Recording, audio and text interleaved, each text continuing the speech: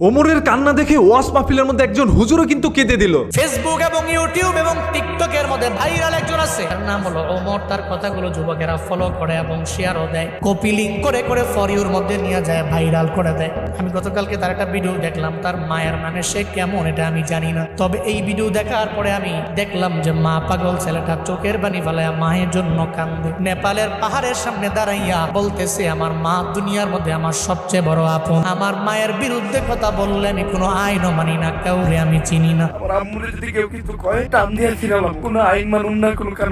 কারণ মায়ের মতো আপন আমার দুনিয়ার মধ্যে কেউ হতে পারে না।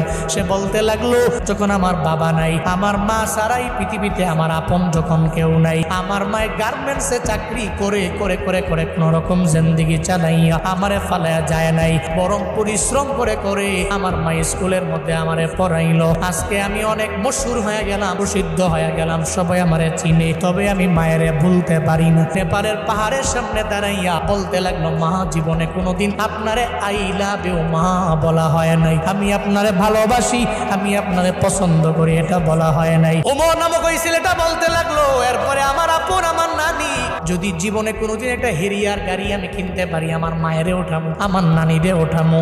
যুবকেরা তোমরা অন্যান্য বিষয়গুলো টিকটক দেখে দেখে অন্যজনকে ফলো করো, তবে এটা কেন ফলো করো না? আসলে ভাই হুজুর ওমরকে নিয়ে অনেকটা স্যাডলি কথাগুলো বলেছে, কারণ হুজুরের কাছে এই কথাগুলো সহ্য হয় না। হুজুরের কাছে অনেকটা খারাপ লেগেছে যে ওমর বলেছিল, আমি আমার মার জন্য সবকিছু করতে পারি এবং আমার মার বিরুদ্ধে যদি কেউ যায় তাহলে আমি কিন্তু কোনো আইন কানুন মানবো না।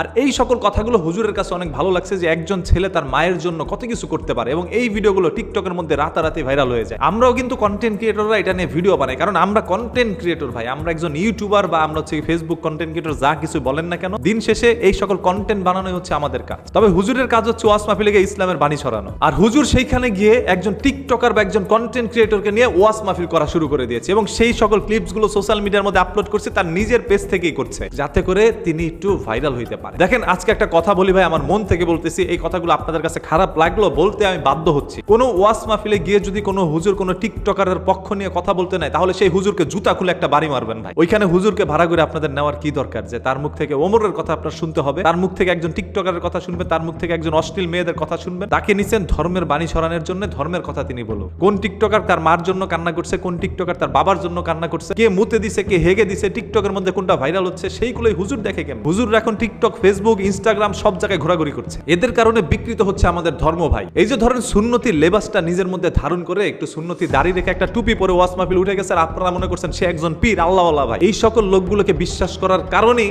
আপনার ঈমান দুর্বল হচ্ছে। এখন অনেক গণ্যমান্য জঘন্য ব্যক্তিরা এসে আমাকে কমেন্ট করবেন, ভাই একজন হুজুরের বিপক্ষে কথা বলার আগে 100 একবার ভেবে চিন্তা বলিস না। 100 একবার ভাবার এখানে কিছু নাই। সকল আলেম মাওলানা এক না। আপনি আজারি হুজুরের সাথে এই হুজুরের তুলনা করতে পারেন না। আজারি হুজুরকে কোনোদিন দেখছেন কোনো টিকটকার নিয়ে কান্নাকাটি করতে? তবে এরা কিন্তু প্রতিনিয়ত কোথায় কি আছে না আছে সেইগুলো নিয়ে সবসময় কথা বলে, এরা চায় ভাইরাল হইতে। আমি হুজুরকে ব্যক্তিগতভাবে কোনো দিন ভাই দেখি নাই, তার কোনো ওয়াজ মাহফিলও শুনি নাই, এবং তার ওয়াজ মাহফিল শুনে কোনো মানুষ হেদায়েত হয়েছে এটাও শুনি নাই। তবে রিসেন্ট দেখলাম কি, তার একটি ভিডিও আমাকে অনেকে ইনবক্স করে পাঠাচ্ছে যে ভাই দেখেন হুজুরটা শুরুটা করছে কি। এখন যদি দাড়ি টুপি দেখে আপনাদের নুনুভূতিতে আঘাত লাগে, তাহলে ভাই এই হুজুরটাকে একটু দেখেন, লিপস্টিক মেরে ফিল্টার মেরে তারপর গানের সাথে মুখ মিলাচ্ছে। তাহলে আপনাকে আল্লাহর ওলি মানলে একেও কিন্তু আপনারা মানতে পারে। এখন ওরও কিন্তু লেবাসটা খুব সুন্দর, এই হুজুরের চাইতে ওর দাড়িটা বড়, তার মানে ও তো বড় পীর। এখন আলেমরা কিন্তু জালেম হয়ে যাচ্ছে, আর এটা আমাদের হাদিস কোরআনের মধ্যে আছে যে একটা সময় আসবে যখন আলেমরা জালেমে পরিণত হবে। সেই জালেমরা এখন কিন্তু আমাদের সামনে ভেসে আসছে। আমরা কন্টেন্ট ক্রিয়েটর কোথায় কে কি করছে সেটা আমাদের দায়িত্ব খোঁজাখুঁজি করে বের করা, কার অপরাধ কি, কার সুনাম কি, সবকিছু আমরা বের করে আনবো। তবে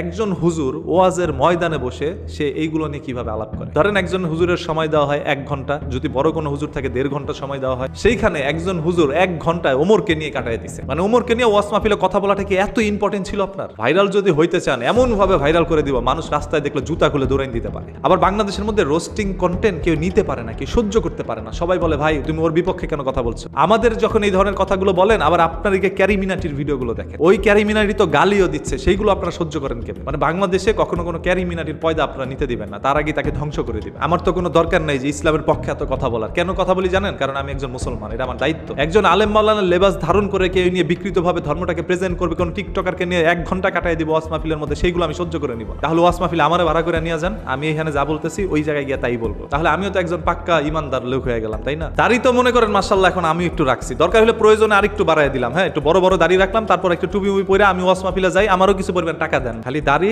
টুপি আর পাঞ্জাবি দেখলেই নুনুভূতি তার দিকে নিয়ে যায় না। আপনাদের নুনুভূতির কারণে মাঝে মাঝে আমার অনুভূতি হারিয়ে যায়। আমি একটা জিনিস মাথার মধ্যে নিতে পারি না যে ওই ওয়াজ মাহফিলের মধ্যে নিশ্চয়ই বড় কোনো আলেম মাওলানা ছিল তার পাশে বসা, তারা কেন তাকে থামাইলো না? যে তুমি টিকটকের মধ্যে কি ঘুরে বেড়াও, টিকটকের মধ্যে কোনটা ভাইরাল হইলো, ফেসবুকে কোনটা ভাইরাল হইলো, ফেসবুকে কে কানলো, কে হাগলো, কে হুইলো, কার জিনিসকে সার্জারি করে বড় করলো, আপনারা সেইগুলো কেন দেখেন? আপনাদের তো সেইগুলো দেখার কথা না। আর যারা এইগুলো সবসময় ঘাটাঘাটি করে, ফেসবুক অনলাইনের মধ্যে ঘাটাঘাটি করে, তারা পঞ্চায়েতও ঘাটাঘাটি করে। ওই সকল মানুষের কাছ থেকে দিনের দাওয়াত তো পাবেই না, বরং রাতের দাওয়াত দিয়ে যাবে। পরে রেল লাইনে গিয়ে খুঁজবেন কোনটা 10 টাকা আর কোনটা 50 টাকা। আমি কোনো আলেমের বিপক্ষে নই, আমি হচ্ছি জালেমের বিপক্ষে, সে যেই হোক না কেন।